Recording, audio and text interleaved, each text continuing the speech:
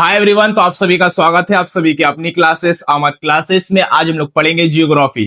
Geography में बहुत सारे बच्चों लोगों का कमेंट आया था बायोस्फीयर जैव मंडल के लिए। ठीक है, बहुत दिन से सम कमेंट आ रहा था लेकिन टाइम ही नहीं मिल पा रहा था इसको बनाने के लिए। तो आज हम सोचे कि चलिए इसको बना देते हैं, इसका पार्ट 2। ठीक है, तो आज हम लोग पढ़ेंगे जहां तक हम लोग जैव मंडल पढ़े थे उसका आगे पढ़ेंगे। ठीक है, पारिस्थितिक तंत्र को इकोसिस्टम क्या है इसको एक बार फिर से समझ लेंगे, उसके बाद अपना क्लास को स्टार्ट करेंगे। देखो, पारिस्थितिक तंत्र इकोसिस्टम अगला वीडियो में भी हम लोग पढ़े थे। ठीक है, तो देखो पारिस्थितिक तंत्र क्या है। पारिस्थितिक तंत्र एक ऐसी जगह है जहां सजीव और निर्जीव चीजें आपस में मिलकर जीवन को संभव बनाती है। जैसे कि पेड़ पौधा है, पेड़ पौधा में सजीव है ना निर्जीव है। पेड़ पौधा क्या है, सजीव है। ठीक है, सजीव मिला प्लस हवा, हवा क्या है, निर्जीव है। देखो ये निर्जीव है। पानी भी क्या है, निर्जीव है। सूर्य भी क्या है, निर्जीव है। लेकिन देखो ये सजीव और निर्जीव दोनों चीज मिला तभी क्या हुआ, इंसान जीवित रह रहा है। ठीक है, मनुष्य को जीवन मिल पा रहा है। ये दोनों मिलकर क्या बनाता है, जीवन को संभव बनाता है। इसी चीज को हम लोग कहते हैं इकोसिस्टम। यानी सजीव और निर्जीव चीज आपस में मिलता है तभी एक जीवन को संभव बन पाता है। ठीक है, उसी संभव को हम लोग क्या कहते हैं, पारिस्थितिक तंत्र। जैसे उदाहरण में देखो जंगल, जंगल में भी आप लोग देखोगे तो पेड़ पौधा है, नदी है, सूर्य का ताप है, वायु है, ये सारा चीज है। नदी में भी क्या आप लोग देखोगे तो नदी में क्या है, पानी जो है वो निर्जीव है। अच्छा, सूर्य का जो ताप आ रहा है वो सारा निर्जीव है, लेकिन जो मछली है वो क्या है, सजीव है। तो ये निर्जीव और सजीव चीज मिलके क्या बनता है, एक पारिस्थितिक तंत्र इकोसिस्टम बनता है। इकोसिस्टम का मतलब होता है सजीव और निर्जीव चीज जब आपस में मिल जाता है तो एक जीवन को संभव बनाता है। ठीक है, अगर ये दोनों में से एक भी चीज नहीं रहेगा तो जीवन संभव नहीं बन पाएगा। ठीक है, तो आप लोग को याद रखना है, ऐसा नहीं है कि सजीव जो है वो सजीव ही हमारे लिए महत्वपूर्ण है, नहीं, निर्जीव चीज भी हमारे लिए महत्वपूर्ण है। देखिए हवा भी क्या है, हम लोग के लिए जरूरी है। सांस जो ले रहे हैं हम लोग हवा है। ठीक है, पानी पीने के लिए हमारे जरूरी है। पानी में जीवन नहीं है लेकिन ये मनुष्य को जीवित रखने के लिए क्या है, बहुत ज्यादा जरूरी है। ठीक है, सूर्य भी। ठीक है, तो वही बोला है पारिस्थितिक तंत्र क्या, पारिस्थितिक तंत्र एक ऐसी जगह है जहां पे सजीव और निर्जीव चीज मिलता है। तो एक ऐसी जगह है जहां सजीव जिसमें जीवन है वो सजीव, और निर्जीव जिसमें जीवन नहीं है, जैसे पानी, मिट्टी, हवा, ये सारे चीज आपस में मिलकर क्या बनाती है, एक जीवन को संभव बनाती है। इसी चीज को हम लोग कहते हैं पारिस्थितिक तंत्र, इकोसिस्टम। ठीक है, अब इकोसिस्टम हम लोग समझ गए। जैसे कि यहाँ पे देखोगे नदी है, तो नदी में क्या है, पानी है। पानी क्या है, सजीव निर्जीव है। तो लेकिन ये भी क्या है, सूर्य का किरण देखो ये भी क्या है, निर्जीव है। वहां पे जो हवा होगा वो भी क्या है, निर्जीव। लेकिन ये सारा पेड़ पौधा जो देख रहे हो क्या है, सजीव है। ठीक है, और सजीव मिलके ही क्या कर रहा है, ये वहां पे जो आप लोग को पानी में जो मछली तैरती हुई दिख रही है वहां पे, और ये खरगोश वगैरह दिख रहा है, इसी के अनुसार क्या कर रहा है, जीवन जी रहा है। इसके मतलब ये हुआ कि एक जीवन को जीवन देने के लिए सिर्फ सजीव का ही योगदान नहीं होता, यहाँ पे निर्जीव चीज की भी जरूरत होती है। ठीक है, इसी चीज को हम लोग कहते हैं पारिस्थितिक तंत्र। अब देखो पारिस्थितिक तंत्र जो सबसे पहले पारिस्थितिकी मतलब ये इको सिस्टम जो शब्द है वो सबसे पहले कौन यूज किया था, तो एजी ट्रांसले के द्वारा सबसे पहले 1935 में इकोसिस्टम शब्द का प्रयोग किया गया था। ठीक है, अब देखो पारिस्थितिक तंत्र के घटक, पारिस्थितिक तंत्र दो चीज से मिलकर बना है। एक का नाम है अजैविक घटक और एक है जैविक घटक। अजैविक घटक का मतलब होता है ऐसा घटक जिसमें क्या हो, जान ना हो। आपको बता ही दिए पारिस्थितिक तंत्र दो चीज से मिलकर बना है, एक सजीव और एक निर्जीव।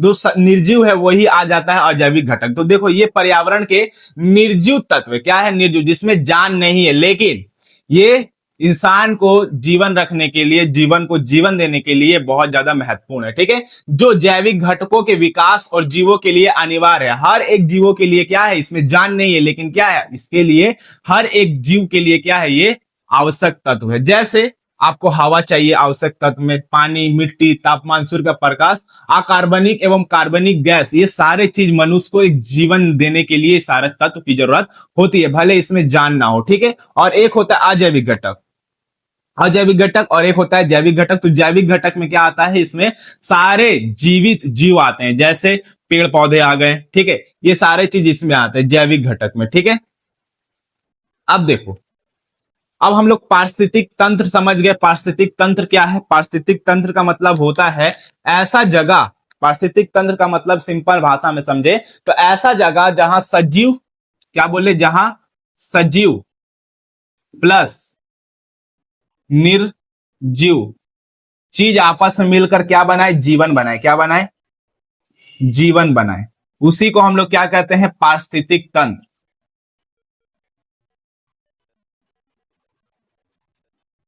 पारिस्थितिक तंत्र यानी इकोसिस्टम, ठीक है, पारिस्थितिक तंत्र। अब देखो पारिस्थितिक तंत्र के प्रकार, पारिस्थितिक तंत्र दो प्रकार का होता है, ठीक है, एक होता है प्राकृतिक पारिस्थितिक तंत्र और एक होता है कृत्रिम पारिस्थितिक तंत्र। प्राकृतिक पारिस्थितिक तंत्र का मतलब क्या हो रहा है, मतलब इसमें नाम ही से पता चल रहा है प्राकृतिक रूप से, मतलब इसको मनुष्य के द्वारा नहीं बनाया गया है, ईश्वर ने इसको बनाया। जैसे कि मान लीजिए तालाब, तालाब कोई इंसान बनाया है, नदी कोई इंसान बनाया नहीं, लेकिन उसके अंदर जीवन है, तो जीवन है, जीवन नहीं होता तो मछली कैसे जीवित रहती, और भी अन्य प्रकार के जीव उसके अंदर रहते हैं तो कैसे जीवित रहते हैं।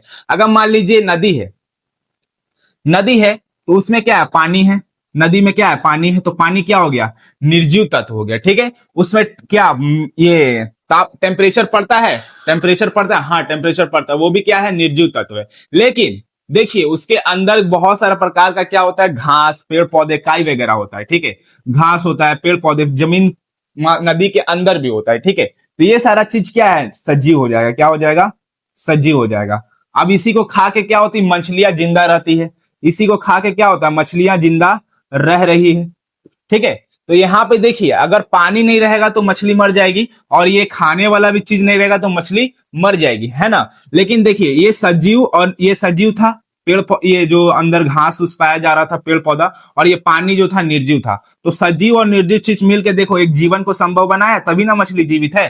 तो ये जो पारिस्थितिक तंत्र ये कोई इंसान के द्वारा नहीं बनाया गया है, ये कहाँ कौन बनाया है, प्राकृतिक के द्वारा बनाया गया है। जैसे हमारा जंगल, जंगल में भी पेड़ पौधा है, वायु है, पानी है, तो वहां पे भी इंसान रह सकता है। अगर नहीं रह सकता इंसान तो वहां पे बहुत सारा जंगली जीव कैसे है, ठीक है। तो ये जो पारिस्थितिक तंत्र एक ऐसा पारिस्थितिक तंत्र होता है जो प्राकृतिक के द्वारा बनाया गया है, इसमें मानव का कोई योगदान नहीं होता है, ठीक है।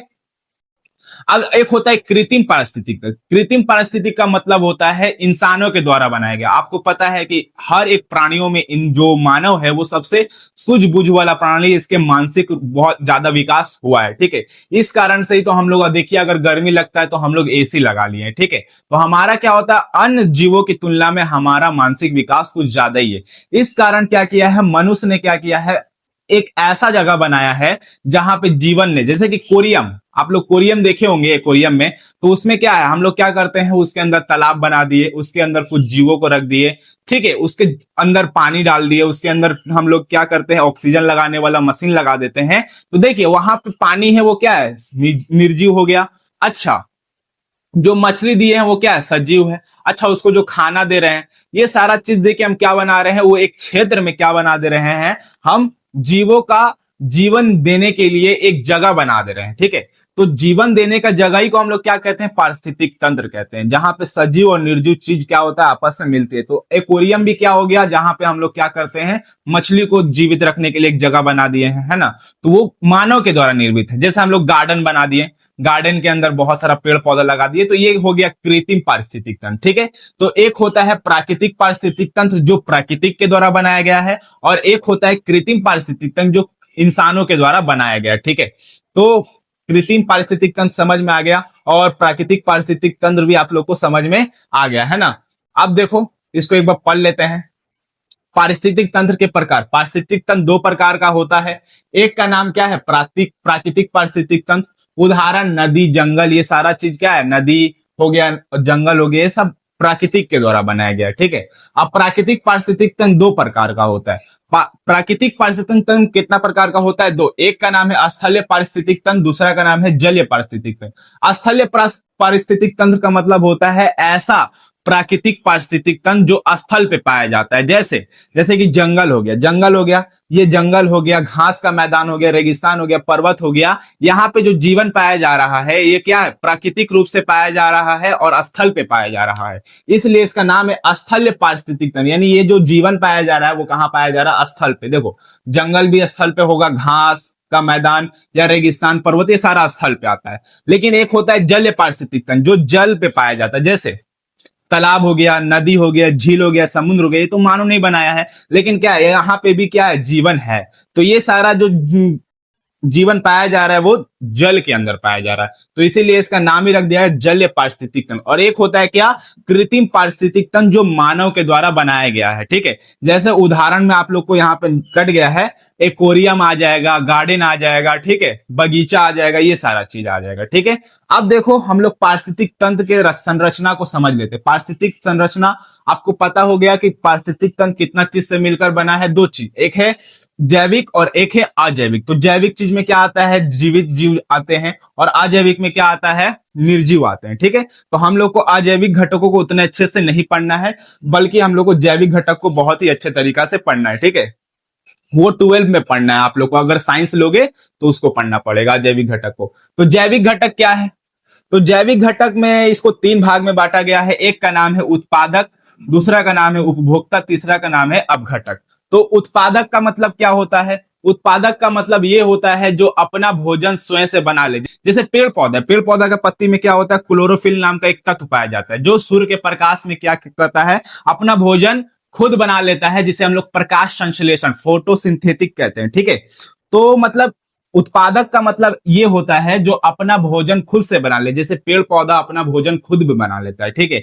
पेड़ पौधा को हम लोग खाना देने जाते हैं नहीं, या फिर वहां जाके क्या करता है, शिकार करके खाता है नहीं, वो अपना भोजन क्या करता है, सूर्य की उपस्थिति में खुद ही अपना भोजन बना लेता है। तो उत्पाद वह होता है जो अपना भोजन खुद से बना लेता है। वो अलग बात है कि हम भी लोग क्या करते हैं, बाजार से जाते हैं, बाजार से लाके अपना खाना खुद बना के खाते नहीं, बना के तो खाते हैं लेकिन हम किसी दूसरे के ऊपर निर्भर है, ठीक है। लेकिन ये अपना भोजन खुद ही बनाता है और अपने खाता है, तो ऐसा को हम लोग कहते हैं उत्पाद। और उपभोक्ता का मतलब क्या है, उपभोक्ता का मतलब ये होता है जो अपना भोजन अपने से नहीं बनाता। जैसे हम लोग उपभोक्ता के अंदर आते हैं। हम लोग अपना भोजन खुद से बना सकते हैं नहीं, हम लोग किसी अपना भोजन के लिए किसी दूसरे प्राणी या फिर उत्पाद पे हम लोग हरा सब्जी वगैरह भी खाते हैं। तो हम लोग किसी ना किसी रूप में उत्पाद के रूप में हम लोग क्या है, उत्पादक पे निर्भर है खाना के लिए, ठीक है। यानी उपभोक्ता का मतलब होता है ये अपना खाना खुद से नहीं बनाता है और अपना भोजन के लिए किसी दूसरे के ऊपर क्या होता है, निर्भर रहता है। और एक होता है अपघटक, एक होता है अपघटक। अपघटक का मतलब होता है कि जो मरे हुए जीव को खाता है। जैसे बहुत सारा ये बैक्टीरिया वगैरह आप लोग देखिएगा, जो मर जाता है जीव उसको क्या करता है, उसको खा के उसका अपघटन करता है। तो इसी के नाम से रखा गया अपघटक। तो एक है उत्पादक, उपभोक्ता और अपघटक। उत्पादक का मतलब होता है जो अपना भोजन स्वयं बना ले, उपभोक्ता का मतलब होता है जो अपना भोजन अपने से ना बनाए बल्कि किसी दूसरे पे निर्भर रहे, ठीक है। अपघटक का मतलब होता है इसमें जो मरे हुए जीव होते हैं उसको खाते। चलो अब हम लोग इसको एक एक करके पढ़ते हैं। अब आपको बता दिया अजैविक को हम लोग को उतना अच्छा से पढ़ना नहीं है, लेकिन तब भी हम लोग जैविक पढ़ने के बाद अजैविक को एक बार थोड़ा सा देख लेंगे, ठीक है। तो सबसे पहले समझो उत्पाद क्या होता है, ठीक है। उत्पाद यानी प्रोड्यूसर, इसे स्वपोषी भी कहते हैं, इसको हिंदी में स्वपोषी भी कहते हैं। जो जीव अपना भोजन सूर्य के प्रकाश से रसायनों की मदद से खुद बनाता है उसे हम लोग क्या कहते हैं, उत्पाद। जो अपना भोजन क्या करता है, खुद से बनाता है सूर्य की उपस्थिति में, उसे ही हम लोग क्या कहते हैं, उत्पाद यानी प्रोड्यूसर यानी स्वपोषी। या दो प्रकार का होता है, एक प्रकाश पोषी जो सूर्य की रोशनी और क्लोरोफिल इस्तेमाल करके प्रकाश संश्लेषण द्वारा खाना बनाते हैं, जैसे हरे पौधे, घास, शैवाल। देखो हरा पौधा में क्या होता है, हरा पौधा का पत्ती में अभी जस्ट बताया क्लोरोफिल नाम का एक तत्व होता है, जो सूर्य के प्रकाश उस पर पड़ता है पत्तियों पर, तो वो अपना भोजन खुद ही बना लेता है, ठीक है। तो ये किसके उपस्थिति में बनाया, सूर्य की उपस्थिति में, किसके, रोशनी के आधार पर। रोशनी, जब सूर्य का रोशनी पड़ा तो उसी के आधार पर क्या कर लिया, प्रकाश संश्लेषण करके अपना खाना खुद ही बना लिया, ठीक है। तो उसको हम लोग कहते हैं प्रकाश पोषी, यानी सूर्य का प्रकाश से क्या किया है, ये भोजन बनाया है, इसलिए इसका नाम ही रख दिया प्रकाश पोषित। जो सूर्य की रोशनी से क्या करे, अपना भोजन बनाए। तो कौन आता है इसमें, हरे पौधे, एग्जांपल याद रखोगे, घास, शैवाल, ये सारे लोग क्या करते हैं, प्रकाश के सूर्य की उपस्थिति में क्या करता है, अपना भोजन खुद ही बना लेता है। एक होता है रसायन पोषी, जब सूर्य का प्रकाश बिना विभिन्न रसायनों के ऑक्सीकरण से ऊर्जा प्राप्त करते हैं, जैसे गहरे समुद्र में सल्फर और आयरन बैक्टीरिया। समुद्र के नीचे बहुत गहरे में बहुत प्रकार की बैक्टीरिया होती है, जब सूर्य का प्रकाश पड़ता है ना तो इसके शरीर में रासायनिक क्रिया होता है।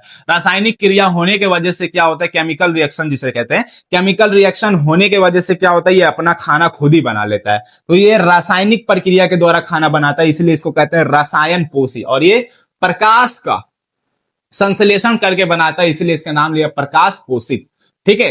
तो उत्पादक समझ में आ गया, जो अपना भोजन खुद ही बना लेता है, और ये दो प्रकार का होता है। अब दूसरा आते हैं हम लोग क्या, उपभोक्ता। क्या आते हैं, उपभोक्ता, जो अपना भोजन के लिए किसी प्रत्यक्ष अप्रत्यक्ष रूप से दूसरे पर निर्भर है। जैसे हम लोग किसी दूसरे पर निर्भर है, पेड़ पौधा को हम लोग खाते हैं, किसी जीव को खाते हैं, तो हम लोग क्या है, किसी दूसरे पर निर्भर है। इन्हें दो अलग अलग आधारों पर वर्गीकृत, मतलब इसको भी दो प्रकार से हम लोग वर्गीकरण कर सकते हैं। एक का नाम है पोषण स्तर के अनुसार, और दूसरा है भोजन ग्रहण करने की विधि के अनुसार। तो सबसे पहले हम लोग पोषण स्तर के अनुसार देखेंगे कि क्या क्या इसका प्रकार है।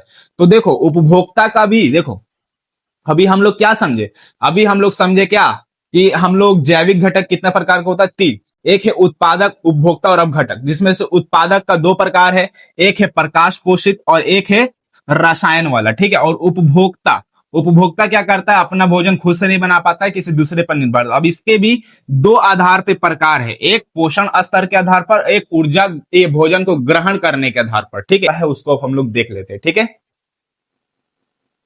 चलो इसको देखो,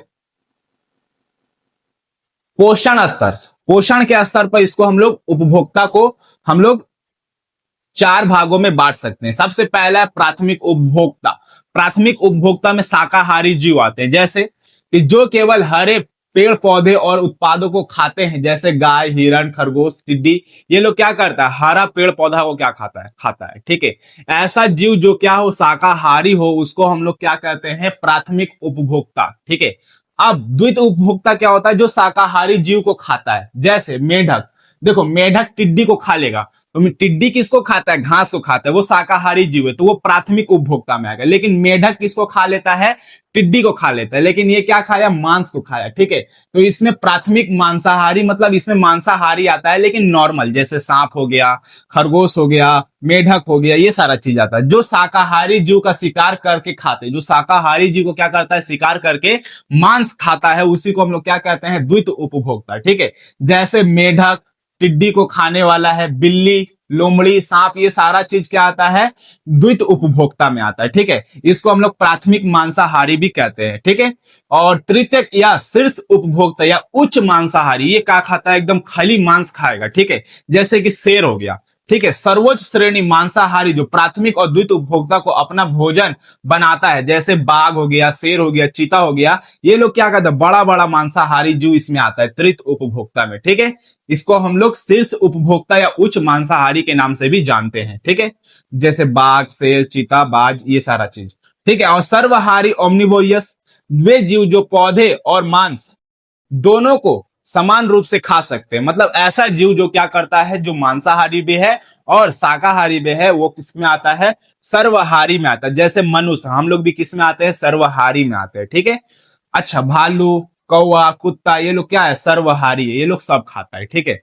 अब देख लो भोजन ग्रहण करने के अनुसार इसका प्रकार उपभोक्ता का, ठीक है। तो पहला है प्राणी संभोजी। प्राणी संभोजी का मतलब होता है ऐसा जीव जो अपना मुंह से क्या करे, खाना को ग्रहण करे। जैसे कि जो जीव मुंह द्वारा ठोस या तरल भोजन ग्रहण करते हैं और शरीर के अंदर उसका पाचन करते हैं, जैसे मनुष्य हो गया, गाय हो गया, कुत्ता हो गया, जो ये लोग क्या करता है, मुंह से खाना खाता है और उसका पाचन क्रिया करके निकालता है, ठीक है।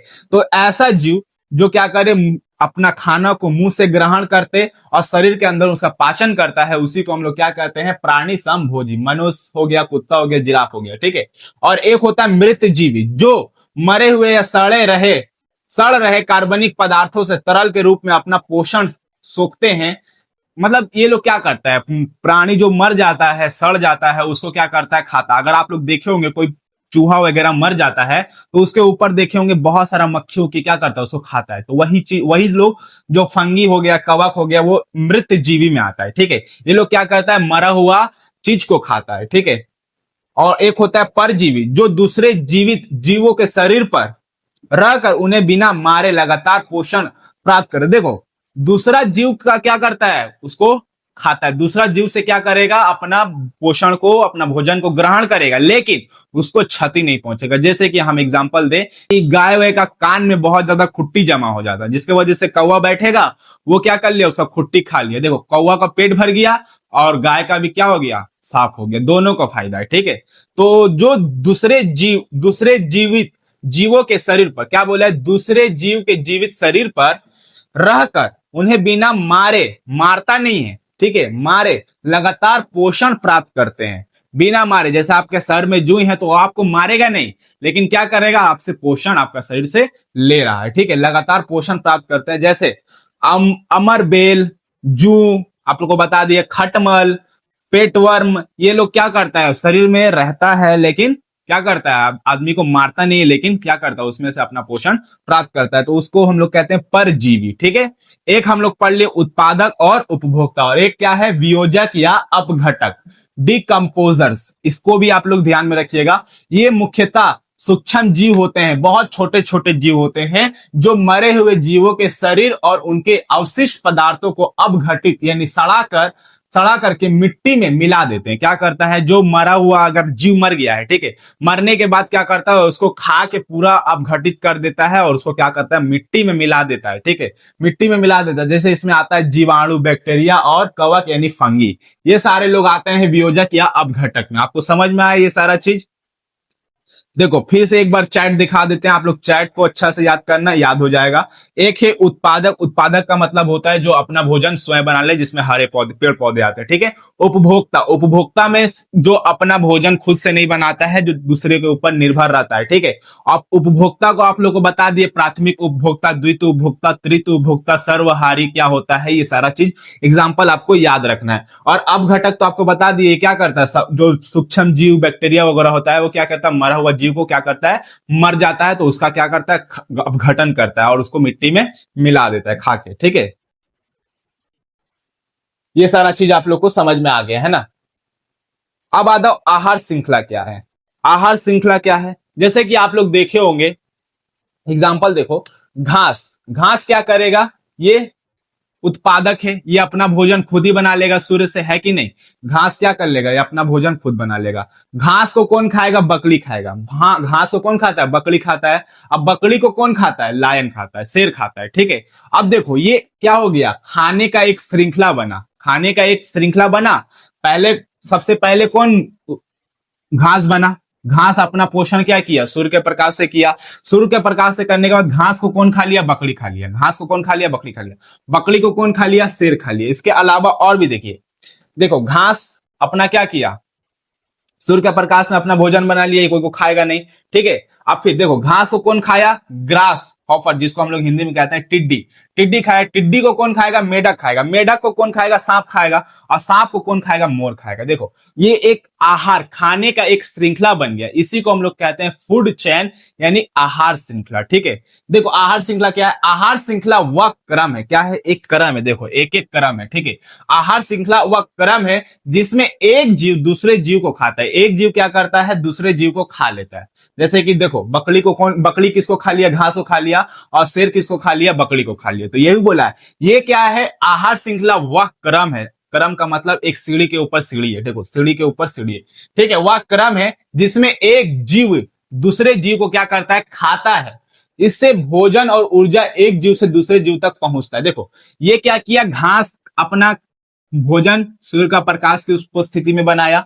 अब घास को कौन खाया, बकरी खाया। अब घास, बकरी जब घास को खाया तो खाने की वजह से क्या होगा, बकरी को ऊर्जा मिलेगा, मिलेगा कि नहीं। अब फिर बकरी को कौन खा लिया, शेर खा लिया, तो शेर को ऊर्जा मिलेगा। तो क्या होता है, ऊर्जा का प्रवाह होता है। ऊर्जा का क्या होता है, यहां से ऊर्जा इसके पास गया और यहां से ऊर्जा उसके पास गया, ये बात बोला है। इसमें भोजन और ऊर्जा एक जीव से दूसरे जीव तक पहुंचती है। ऊर्जा क्या होता है, एक जीव से दूसरे जीव में पहुंचती है, ठीक है। पारिस्थितिक परितंत्र, पारिस्थितिक तंत्र बोलो या परितंत्र बोलो, बात एक ही है। परितंत्र में सबसे छोटा आहार श्रृंखला में कम से कम 3 श्रेणियां। अगर आहार श्रृंखला सबसे छोटा भी होगा ना तो कितना होगा, 3 होगा, और सबसे ज्यादा होगा, लंबा होगा तो कम से कम 5 होगा। देखो यहाँ 3 का उदाहरण दिया है और यहाँ 5 का उदाहरण दिया है। ये होता है आहार श्रृंखला। आहार श्रृंखला आप लोग को समझ में आ गया, आहार श्रृंखला होता क्या है। अब देखो, अब एक क्वेश्चन हम आपसे पूछते हैं, उसका जवाब दो कि जीव को जिंदा रहने के लिए ऊर्जा चाहिए होती है, ये बात सही है, ठीक है।